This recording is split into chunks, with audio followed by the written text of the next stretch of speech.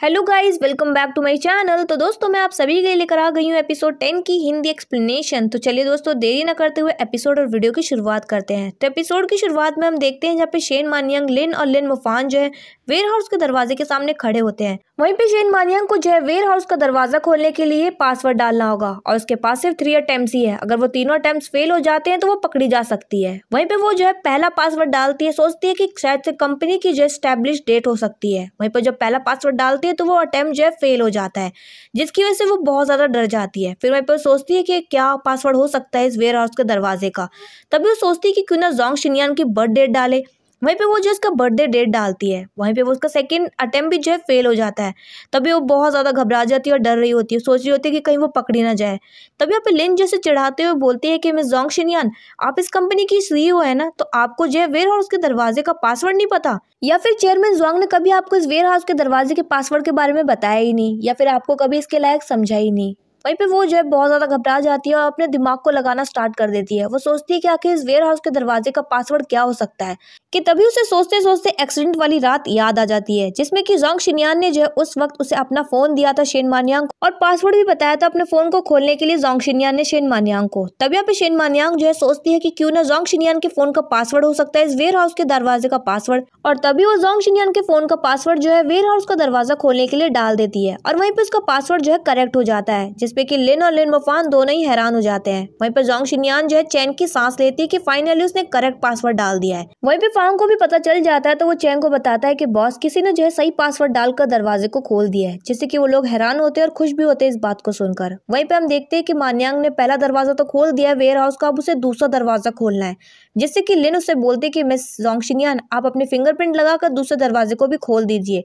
जहाँ पे शेन मानियांग बोलती कि मिस लिन, दरवाजे को फिंगरप्रिंट से खोलना बहुत आसान तरीका है, और वैसे भी हमारा कंट्रोल सेंट्रल सिस्टम जो है इरिस रिकॉग्निशन को यूज करता है। तभी वो जो है अपनी आंखों को यूज करती है सेकंड दरवाजे को खोलने के लिए, क्योंकि उसके पास तो जोंग शिनयान की आंखें हैं, और वहीं पे वो अपनी आंखों का यूज कर वेयर हाउस का सेकंड दरवाजा भी खोल लेती है। जहाँ पे ये देखकर लिन और लिन मुफान दोनों ही बहुत ज्यादा हैरान हो जाते हैं। लिन का तो प्लान ही चौपट हो जाता है, क्योंकि वो साबित नहीं कर पाती कि ये असली जोंग शिनयान नहीं है।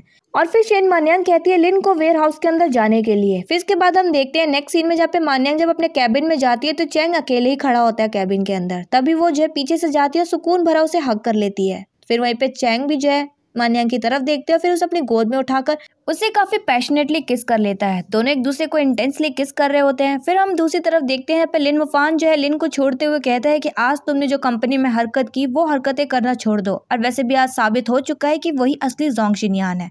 तो मैं पे लिन कहती है कि मैं इस बात पर यकीन नहीं करती हूँ, वो सब जो देखा तुमने वो सब धोखा है एक। जहाँ पे लिन मुफान बोलता है कि आखिर तुम चाहती क्या हो, तुम क्या पता करना चाहती हो, तुमने देखा ना कि उसने आज वेयर हाउस का दरवाजा कैसे खोला सही पासवर्ड डाल के, और अपनी आंखों को स्कैन करके भी उसने सेकंड दरवाजे को भी खोल दिया, और उसका डीएनए भी जो है जोंग फैमिली से मैच हो गया है। तो तुम अब क्या पता करना चाहती हो, मैं बता रहा हूँ ना कि वही असली जोंग शिनयान है, तुम मान क्यों नहीं लेती हो। तो मैं लिन कहती है कि तुम्हें तो याद ही होगा ना, तुम उसे लेने गए थे और इससे पहले तुमने कभी देखा था उसे, और आखिर वो तुम्हारे साथ वापस क्यों नहीं आई, वो चैंग के साथ वापस क्यों आई है, और तुम यकीन से कैसे कह सकते हो कि वही जोंग शिनयान है असली। तभी अब लिन मुफान समझा रहा होता है, तो लिन कहती है कि मुझे पता है कि तुम मुझ पर यकीन क्यों नहीं कर रहे हो, क्योंकि तुम जो है उस लड़की से प्यार करते हो। तभी अब लिन मुफान कहता है कि ऐसा कुछ भी नहीं है, तुम गलत बोल रही हो। तभी वो बोलती है कि नहीं, मैं सच बोल रही हूँ, और ये तुम्हारी आंखें कहती हैं, और एक दिन तुम्हारे इसी प्यार की वजह से वो लड़की तुम्हारे इतने सालों की मेहनत, पूरे एलएच कंपनी को और पूरी जोंग फैमिली को जो एक दिन बर्बाद करके चली जाएगी, और तुम जो है कुछ भी नहीं कर पाओगे। इसलिए मैं उसके बारे में खुद से इन्वेस्टिगेशन करवाऊंगी, और अब मुझे जो है तुम्हारे साथ की भी जरूरत नहीं है, इसलिए तुम अब से मुझसे मिलने भी मत आना। वहीं पे वो जो है समझाने की कोशिश करता है, लेकिन वो उसकी बातें सुने बिना ही वहां से चली जाती है। फिर हम दूसरी तरफ देखते हैं यहाँ पे चैंग और मानियांग भी जो है घर पहुंच जाते हैं। मानियांग जो है कार में ही सो जाती है, तो चैंग कार से बाहर निकलता है और मानियांग को जो अपनी गोद में उठाकर घर में जा रहा होता है। वहीं पे अंकल ग्वान और ग्रैंडपा जो है चैंग को मानियांग को ले जाते हुए देख रहे होते हैं। तभी यहाँ पे अचानक से मानियांग की आंखें खुल जाती है, तो वो चैंग से बोलती है कि तुमने मुझे जगाया क्यों नहीं, और तुम मुझे नीचे उतारो। तभी यहाँ पे चैंग उससे कहता है कि तुम बहुत ज्यादा थकी हुई हो, तो मैं तुम्हें कमरे तक छोड़ देता हूँ। तभी यहाँ पे बोलती कि नहीं, तुम मुझे नीचे छोड़ दो ना, देखो सब देख रहे हैं।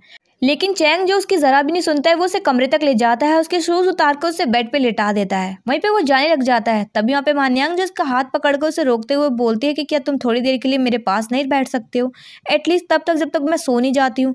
वहीं पे फिर चैंग जो है उसके सिरहाने बैठ जाता है। तभी मान्यांग उससे कहती है कि तुम्हें पता, जब मैं वेयर हाउस के सामने खड़ी थी तो मुझे बहुत ज़्यादा डर लग रहा था कि अगर मैंने सही पासवर्ड नहीं डाला तो आज हम लोग पकड़े जाएंगे। जहाँ पे चैंग जो है मान्यांग से आज के लिए सॉरी बोलता है। वो बोलता है कि मुझे नहीं पता था कि तुम्हें जो है इतनी बड़ी मुसीबत का सामना करना पड़ेगा, और हमें ये भी नहीं पता था कि ऐसी सिचुएशन आ जाएगी अचानक से। तभी पे मान्यांग उससे बोलती कि तुम्हें जो है सॉरी बोलने की बिल्कुल भी जरूरत नहीं है, ये सब तुम्हारी वजह से नहीं हुआ है, ना ही इसमें तुम्हारी कोई गलती है।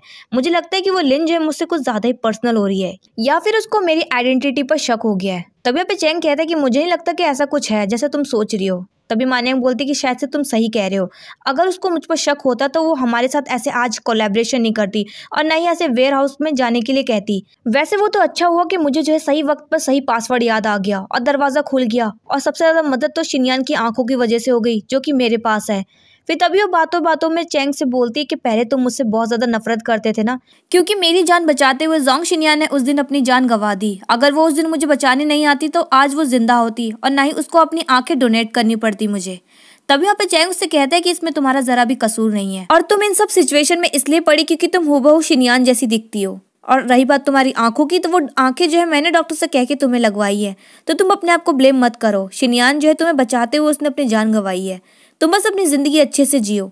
तभी आप मान्यांग कहती है कि हाँ तुम सही कह रहे हो, मैं अपनी ज़िंदगी अच्छे से जीऊँगी और हम हमेशा साथ में रहेंगे। फिर तभी वो बातों ही बातों में उससे कहती है कि तुमने मुझसे वैसे एक बात कही थी कि जब हमारी शादी हो जाएगी तो तुम मुझे अपने बारे में सब कुछ बता दोगे, तो तुम मुझे बताओगे कब? जहाँ पे चैंग उससे कहता है कि अभी सही वक्त नहीं आया है, जैसे ही सही वक्त आ जाएगा तो मैं तुम्हें सब कुछ सच बता दूंगा।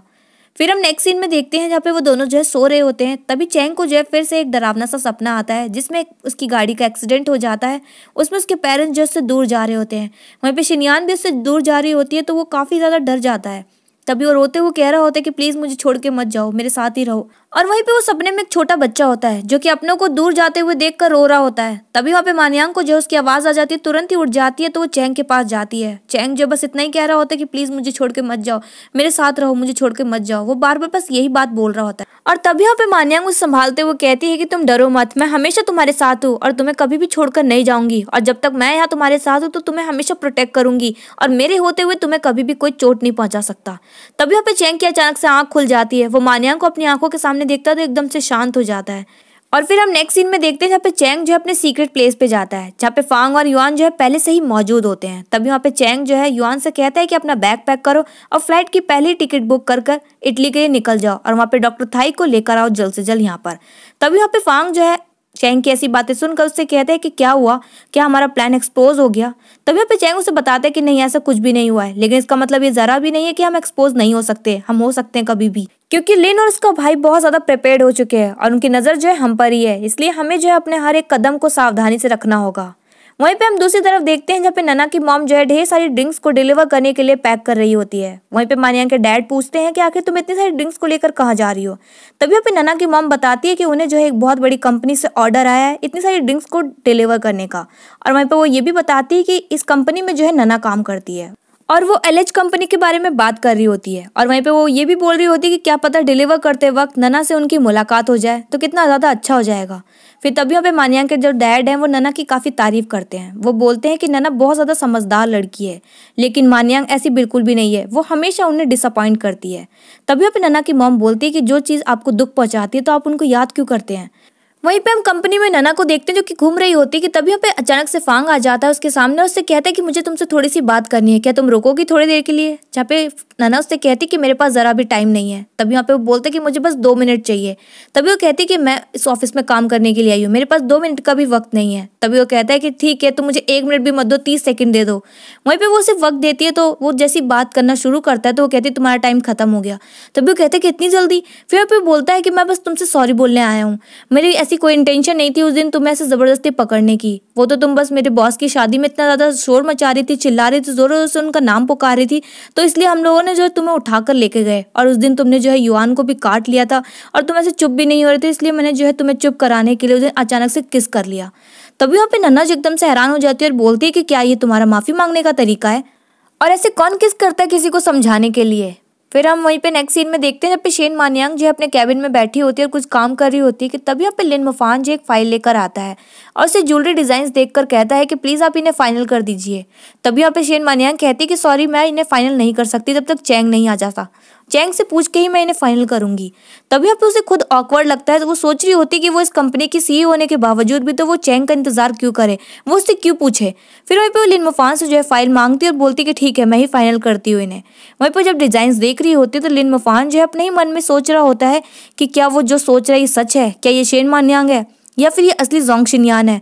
और वहीं पे वो सोच रहा होता है कि उसे लिन की बातों पे इतना ज्यादा ध्यान नहीं देना चाहिए। वहीं पे उसे जो है थोड़ा सा डाउट होता है, तो अपने डाउट को क्लियर करने के लिए वो एक ट्रिक आजमाता है। वो जो है शेन मान्यांग को पेंसिल देते हुए कहता है कि उसे ज्वेलरी डिजाइन पे थोड़ी सी कमी नजर आ रही है, तो आप ठीक कर दीजिए। और वहीं पे वो ये सब कर ये पता लगाने की कोशिश कर रहा था क्या वो एक प्रोफेशनल आर्टिस्ट की तरह इस पेंसिल को पकड़ेगी पहले की तरह, या फिर वो एक नॉर्मल तरीके से पकड़ेगी। वहीं पे शेन मान्यांग जो है पेंसिल को पकड़कर डिजाइन को ठीक करने ही जा रही होती है कि तभी वहाँ पे अचानक से चैंग आ जाता है। वो उसके हाथों से पेंसिल छीनता है, उससे कहता है कि तुम यहाँ पे क्या कर रही हो, तुम्हें जो है चेयरमैन जोंग बहुत देर से ढूंढ रहे हैं, वो तुम्हें बुला रहे हैं। तभी वहाँ पे मान्यांग जो है परेशान हो जाती है। तभी वो चैंग से कहती है कि क्या हुआ, नाना को कुछ हुआ है क्या, वो ठीक तो है ना। और वहीं पे वो शेन मान्यांग को तुरंत ही वहां से भेज देता है। वहीं पे हम कंपनी में देखते हैं जहाँ पे नन्ना की मॉम और मान्यांग के जो डैड है वो ड्रिंक्स एम्प्लॉयज को दे रहे होते हैं कि तभी यहाँ पे नन्ना पहुंच जाती है। तो वो अपनी मॉम को देखकर हैरान होती है और बोलती है कि मॉम आप यहाँ पे क्या कर रही है।